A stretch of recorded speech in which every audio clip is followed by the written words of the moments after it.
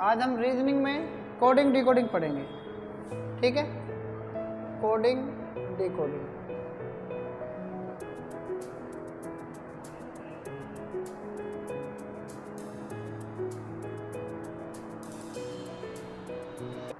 Coding decoding में हमने कहाँ तक पढ़ा था?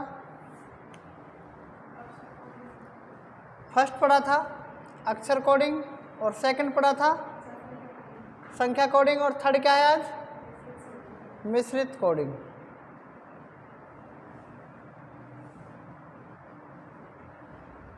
मिश्रित कोडिंग, ठीक है।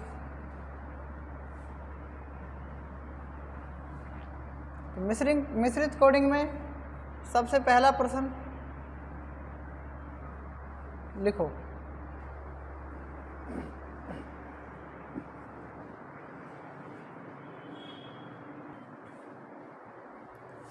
हमारा पहला सवाल है मिश्रित कोडिंग का, हाउ आर यू का अर्थ नी टिन फ्यू। आर यू देयर का अर्थ है टिन सी नी। तो हमसे इसमें 3 प्रश्न पूछे हैं, हाउ का कोड क्या होगा, देयर का क्या होगा, और आर का क्या होगा। सबसे पहले इसमें हमें क्या करना होगा, जो पहली लाइन है इस तरीके से, दूसरी लाइन है जो है इस तरीके से, इसमें 2 लाइन है, और 2 लाइनों में एक इधर लाइन है और एक लाइन इधर है इसमें, ठीक है। एक लाइन इधर से है और एक लाइन इधर से है, ठीक है। क्या करना होगा हमें सबसे पहले इसमें, इस हाउ आर यू में देखो आप, इन दोनों में कॉमन क्या है? इन दोनों में कॉमन क्या है? आर, ठीक है। देखो इसमें यहाँ पर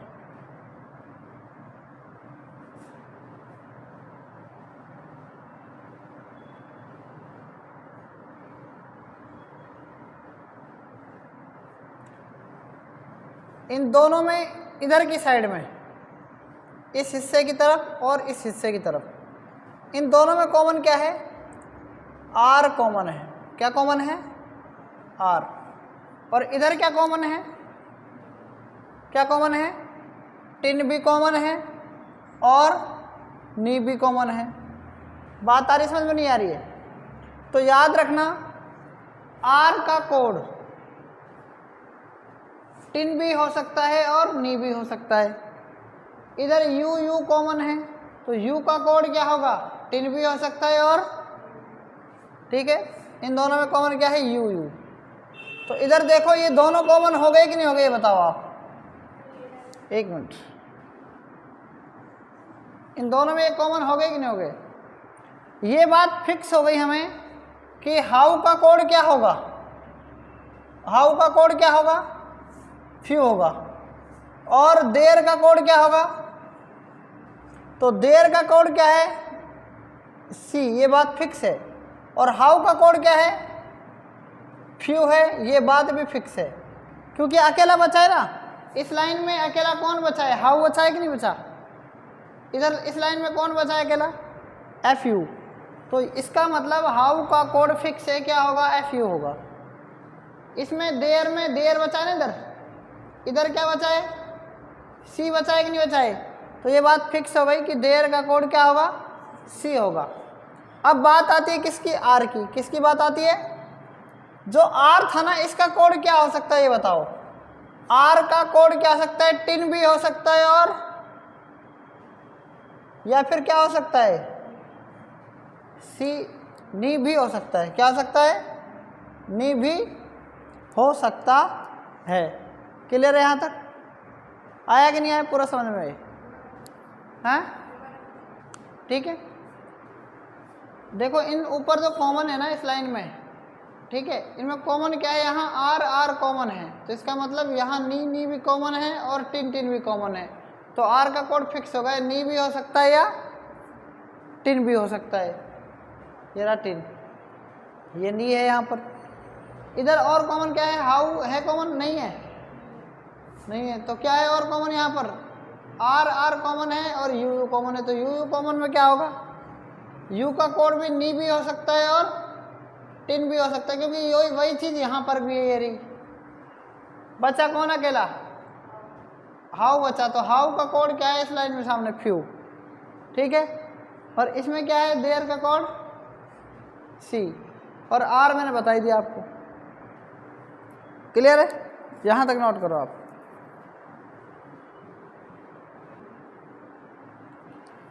इस दूसरे सवाल में देखो, she is good, he is bad, are we good. आप सबसे पहले ये देखो इस लाइन में कॉमन क्या है। सी कॉमन इन दोनों में देख लो, या इन दोनों में देख लो, या इन दोनों में देख लो। ऐसे कॉमन क्या है? इज इसमें कॉमन है ना।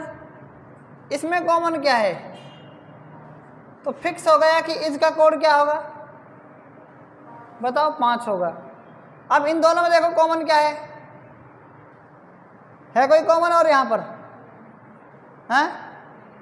इन दोनों में कॉमन देख लो, या इन दोनों में देखो। यहाँ पर गुड कॉमन है। क्या कॉमन है? इन दोनों में कॉमन क्या है? 2 कॉमन है। तो फिक्स हो गया कि गुड का कोड कितना है? 2 है। क्लियर है बात? और कोई कॉमन मिल रहा है किसमें यहाँ पर? तो सी का कोड तो फिक्स हो गया। कितना होगा? 1 होगा। कितना होगा? सी का कोड कितना होगा? 1। और देखो वी का कोड क्या? We bad.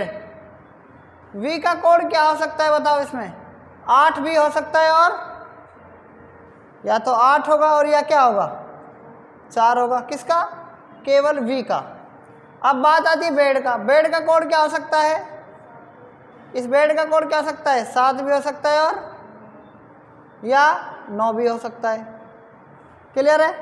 या तो इसका आंसर क्या होगा? 78 होगा, या इसका आंसर 87 होगा, या इसका आंसर क्या होगा?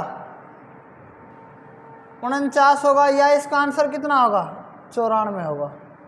इन चारों में से एक होगा। क्लियर बात समझ में आ गई ना? We bad.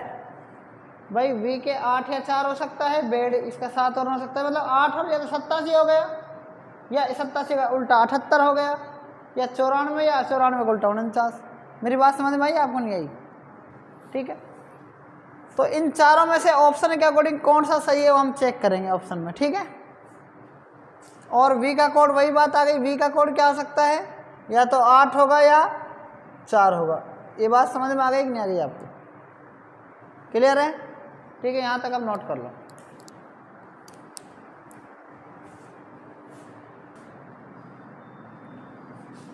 अब हमारा तीसरा सवाल है, man is black.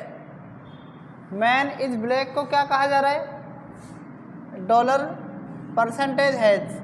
Black diamond gold का अर्थ है percentage C at the rate. Diamond rose gold इसका अर्थ ये है।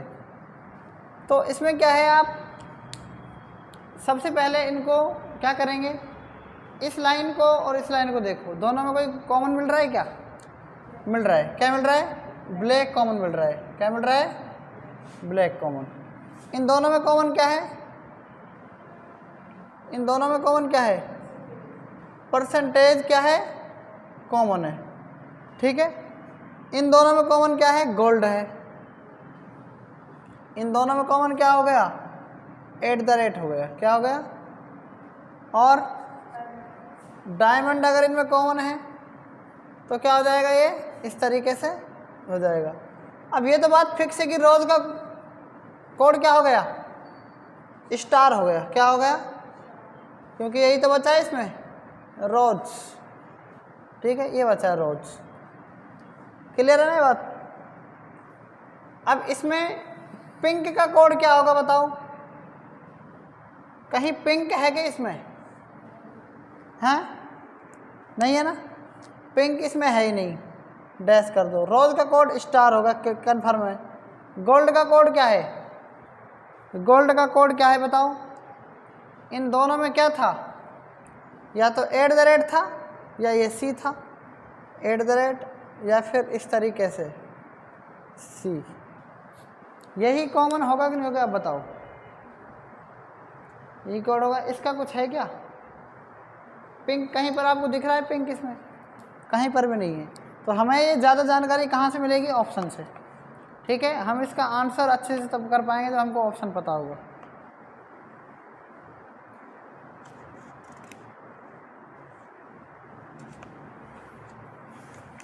अब